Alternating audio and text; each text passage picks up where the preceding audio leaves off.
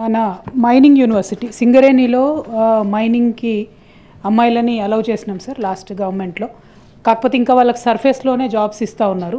Mining యూనివర్సిటీలో కూడా 33% విమెన్ని దయచేసి ఇంబైబ్ చేసుకునేలాగా చేసి తర్వాత వాళ్ళని సింగరేణి రెగ్యులర్ ఎంప్లాయ్మెంట్లో వచ్చేలా చేసుకుంటే మన దగ్గర ఉండేటటువంటి వనరులకు సంబంధించి అమ్మాయిలకు అవకాశం ఉంటుంది సార్, ఉద్యోగం వచ్చేది. ఇంకొకటి సార్, మన ఫీ రియంబర్స్మెంట్ గురించి ముఖ్యమంత్రి గారు ఏం చెప్పట్లేదు అధ్యక్ష. ఎందుకంటే పాలసీ చాలా బాగా చెప్పారు, చాలా అద్భుతంగా ఎట్లా రిఫార్మ్ చేసుకొని ముందుకెళ్ళాలని చెప్పారు. కానీ where there is policy sir, purse also should be open sir. Fee reimbursement దాదాపుగా 8,000 కోట్లు పెండింగ్ ఉంది సార్. అట్లానే జైపాల్ రెడ్డి గారు రుణం తీర్చుకోవడానికి ఆల్రెడీ పాలమూరు రంగారెడ్డికి అంబేద్కర్ గారి పేరు తీసి జైపాల్ రెడ్డి గారి పేరు పెట్టినారు సార్ మీరు. సో అదందరూ కూడా మేము గమనిస్తూ ఉన్నాం. అట్లా కాకుండా స్కిల్ డెవలప్మెంట్ యూనివర్సిటీ గురించి కూడా వారు చెప్పినారు సార్, మీరు రాజకీయాలు చేశారు అదాని డబ్బులు ఇస్తాయని. మేము అనలేదు సార్, అది మీ రాహుల్ గాంధీ గారే అదానికి వ్యతిరేకంగా చెప్పారు కాబట్టి అది మీ పార్టీ నిర్ణయం అని మేము అనుకుంటా ఉన్నాం. Thank you. జై తెలంగాణ. నర్సిరెడ్డి గారు ప్లీజ్. అంబేద్కర్ పేరు మార్చింది ప్రాజెక్టు రెండింటిని వారి దృష్టిలో లేనట్టుంది. Doctor Babasaheb Ambedkar Pranahita Chevella project chairman sir Sujala Sravanthi Venkataswamy గారు ఆ రోజు పట్టుబట్టి ఆ పేరు పెట్టిండ్రు. తర్వాత వచ్చిన ప్రభుత్వం వారు ప్రాతినిధ్యం వహించినప్పుడే డాక్టర్ బాబాసాహెబ్ అంబేద్కర్ గారి పేరు తొలగించడం జరిగింది. మహబూబ్నగర్లో నేను ఆ ఊరు నుంచే వచ్చిన, అక్కడి నుంచే వచ్చిన. పాలమూరు రంగారెడ్డి ఎత్తిపోతలకి ఏ పేరు లేదు. పాలమూరు రంగారెడ్డి ఎత్తిపోతలు ఉంచుకుంటూనే జైపాల్ రెడ్డి గారి పేరు పెట్టడం జరిగింది. దానికి ఎలాంటి వేరే పేరు లేదు.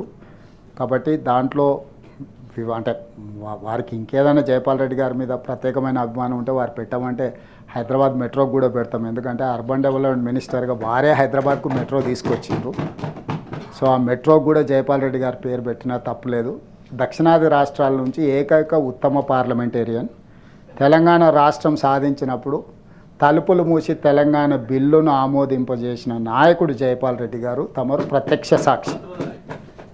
అన్ని రకాలుగా ఒప్పించి మెప్పించి ప్రతిపక్ష నాయకురాలు సుష్మా స్వరాజ్ గారిని కూడా కాన్ఫిడెన్స్లో తీసుకొని ఈరోజు కూడా చర్చ తెలంగాణ బిల్లు పాస్ అయినప్పుడు పార్లమెంటు తలుపులు మూసిండ్రని, చర్చ లేకుండా ఆమోదింపజేసిండ్రని, లైవ్ కట్ చేసి తెలంగాణ బిల్లు ఆమోదించిండ్రని, ఇన్ని చర్చలకు అన్నిటికీ సూత్రధారి పాత్రధారి జైపాల్ రెడ్డి గారు. వారు నాకు బంధువు అనే దానికంటే బంధువుగా వారితో నాకేం మీకు తెలుసు, రాజకీయంగా మీకు తెలుసు నాకు వారితో ఉన్న ఎంత గొప్ప అనుబంధం ఉందో. కాకపోతే వారితో నాకు భిన్నాభిప్రాయాలు ఉన్నాయని చెప్పి వారు చేసిన తెలంగాణకు లేకపోతే ఇక్కడ ప్రాంతానికి చేసిన సేవల్ని మనం ఇగ్నోర్ చేయలేము. ఉత్తమ పార్లమెంటేరియన్ మనందరికీ తెలంగాణ జాతికి పివి నరసింహారావు గారి తర్వాత ఆ స్థాయిలో గౌరవింపబడే వ్యక్తి తెలంగాణ ప్రాంతం నుంచి జైపాల్ రెడ్డి గారు. I'm happy for that. ఆయన పేరు పెట్టడం అనేది సహేతుకం. పాలమూరు జిల్లాలో ఉన్న పాలమూరు రంగారెడ్డి ఎత్తిపోతులకి. అదేవిధంగా మైనింగ్లో ఉమెన్ రిజర్వేషన్ గురించి చెప్పి ఎస్ డెఫినెట్గా మనం ప్రతి దాంట్లో దాన్ని చేయాల్సిందే.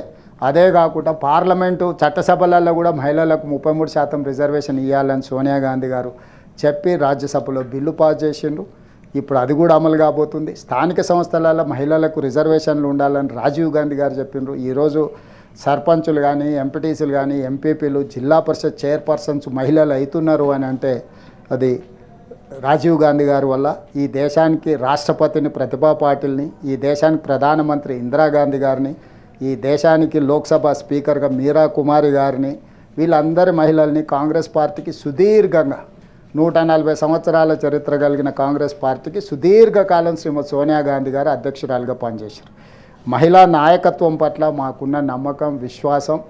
ఈరోజు స్వయం సహాయక సంఘాలు ఏవైతే ఉన్నాయో 65 లక్షల మందిని, 1 కోటి మందిని కోటీశ్వరులుగా చేయాలని, 1 కోటి మంది మహిళలకు ఈరోజు ఆర్టీసీ బస్సుల్లో ఉచితంగా ప్రయాణం అందించి అన్ని రకాలుగా ఉమెన్ ఎంపవర్మెంట్లో కాంగ్రెస్ పార్టీ ఎప్పుడు ముందుంటుంది. మీరు ఉమెన్ ఎంపవర్మెంట్కి సంబంధించి ఏం సూచనలు చేసినా మాకు ఎలాంటి అభ్యంతరం లేదు. డెఫినెట్గా వాటి అన్నిటిని కూడా మేము అమలు చేస్తాం. మేము కట్టుబడి ఉన్నాం. భవిష్యత్తులో ఇంకా బలంగా అమలు చేస్తామని తెలియజేస్తున్నాను. బాగుంది. అడిగినావు రవీంద్రరావు గారు. సార్ సార్ సార్ ఒక్క నిమిషం సార్. పోతా 6,000 కోట్లు మొత్తం మీద 7 లక్షల కోట్లు, ఇందులో 6,000 కోట్లు అప్పు ఇచ్చిపోయినరు. మొన్న దాదాపుగా 1 లక్ష. ప్లీజ్ చెప్పండి. చైర్మన్ సార్, మొన్న 15 నెలల అప్పుల మీద అక్కడ సభలో నేను చెప్పిన 1,58,000 పైచిలుకు కోట్ల రూపాయలు ఈ 15 నెలల్లో రాష్ట్ర ప్రభుత్వం అప్పు చేస్తే 1,53,000 కోట్లు గత 10 సంవత్సరాలు నడిపించిన ప్రభుత్వం చేసిన అప్పులకు తప్పులకు అసలు మిత్తి 2 కలిపి చెల్లించినాం.